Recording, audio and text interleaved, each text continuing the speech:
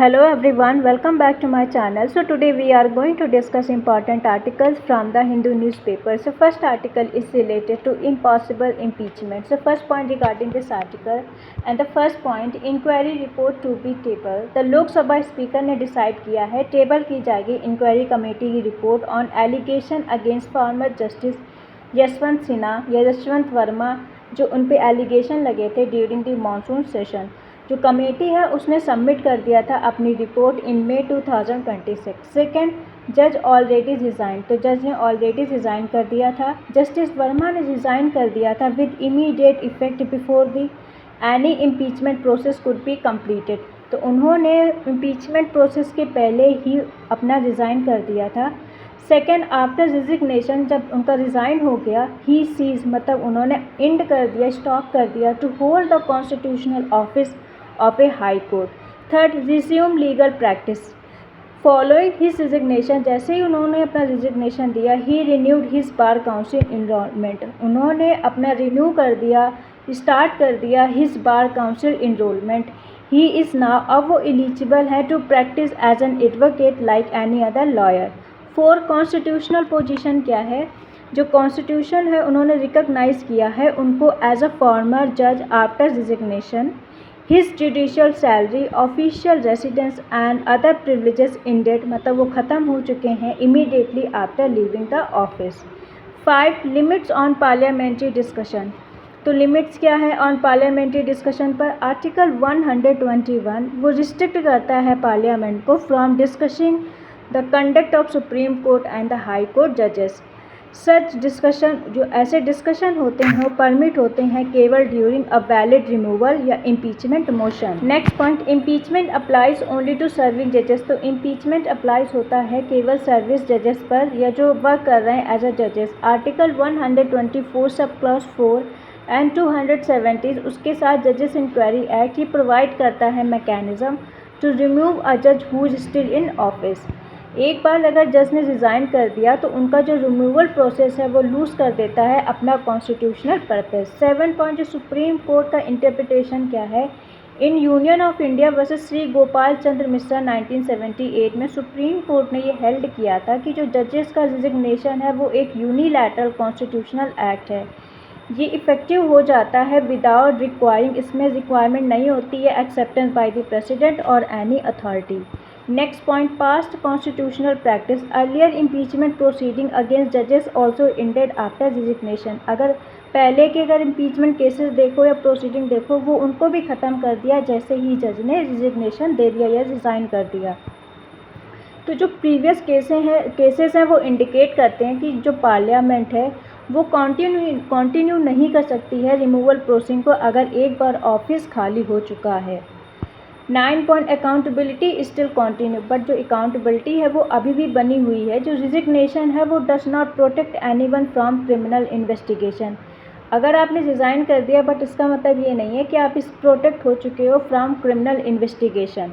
अगर any offence is establish, अगर कोई भी ऑफेंस हुआ है, normal criminal law investigation, prosecution और ट्रायल फुली एप्लीकेबल होंगे।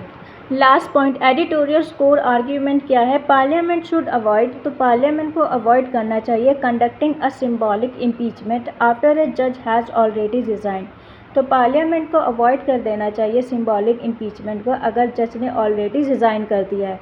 जो कॉन्स्टिट्यूशनल मैकेनिज़्म है उसको यूज़ नहीं करना चाहिए फॉर देयर इंटेंडेड पर्पस के लिए, जबकि कोई भी क्रिमिनल रॉन्ग डूइंग्स हैं उसको भी एड्रेस करना चाहिए थ्रू जुडिशियल प्रोसेस ज़्यादा than parliamentary proceedings. Next article is related to Falkland Islands. So first point regarding this article and the first political status क्या है? जो Falkland Islands है वो एक self governing British overseas territory है इन south Atlantic ocean में। जो sovereignty है ओवर द आइलैंड वो डिस्प्यूटेड है बाय द यूनाइटेड किंगडम और अर्जेंटीना, जो दोनों बोलते हैं, जिसको बोला जाता है इस्लास मालविनास। सेकेंड, स्ट्रैटेजिक लोकेशन का है, जो आइलैंड है वो लाई है अराउंड कहाँ सिचुएटेड है? 480 kilometre east of the state of Magellan of the southern coast of South America. इनकी जो पोजीशन है इनको बनाती हैं इम्पॉर्टेंट है, strategic important for South Atlantic maritime routes and Antarctic access.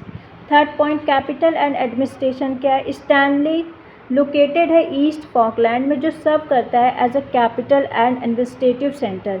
जो आइलैंड है वो मैनेज करते हैं अपनी इंटरनल अफेयर को, जबकि जो यूके है वो रिस्पॉन्सिबल है for defence and foreign relation के लिए। 4 पॉइंट जोग्राफिक फीचर क्या है? जो टेरिटरी है वो कवर करती है nearly 12,200 square kilometre, including East Falkland, West Falkland and more than 700 smaller islands. जो लैंडस्केप है उसको कैरेक्टराइज किया गया है by rolling hills, peat lands, rugged coast lines and a cool maritime climate. Next point, historical background क्या है? जो first permanent European settlement was established by the French in 1764। तो फर्स्ट परमानेंट यूरोपियन सेटलमेंट जो हुआ था वो established हुआ था bye the French in 1764।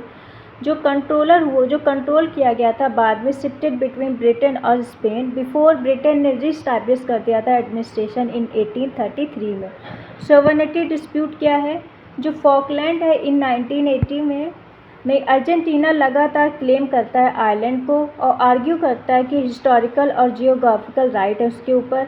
UK ने मेंटेन करके रखा है जो आइलैंडर्स हैं वो राइट है to decide their political status. जो वहाँ के लोग हैं, जो आइलैंडर्स जो वहाँ रहते हैं, उनका ये राइट है, वो डिसाइड करेंगे अपनी political status through self determination. 7 point Falklands war कब हुआ था? इन 1982 में। इन 1982 में अर्जेंटीना ने ऑक्यूपाई कर लिया था आइलैंड को, जो लगातार 74 डे कॉन्फ्लिक्ट चला था विद द यूनाइटेड किंगडम के साथ में। जो वॉर है वो ख़त्म हुआ था with the restoration of the British administration over the island. तो जो वॉर हुआ था उसको ख़त्म हुआ था, बट जो ब्रिटिश का जो एडमिनिस्ट्रेशन था वहाँ पे शुरू हो गया था। 8 पॉइंट स्ट्रैटेजिक इंपॉर्टेंस क्या है आज के टाइम में? जो आइलैंड है वो इम्पॉर्टेंट है for maritime security, fisheries, offshore energy potential and Antarctic logistics. Their exclusive economic zone also added to their geopolitical value। जो इसकी exclusive economic zone है वो भी ऐड करती है इसके लिए their geopolitical value। Current relevance क्या है? जो सोवरेनिटी इशू है लगातार सरफेस है in diplomatic discussion between UK and Argentina. जो डिस्प्यूट अभी भी बना है एक important topic in international relation and South Atlantic geopolitics.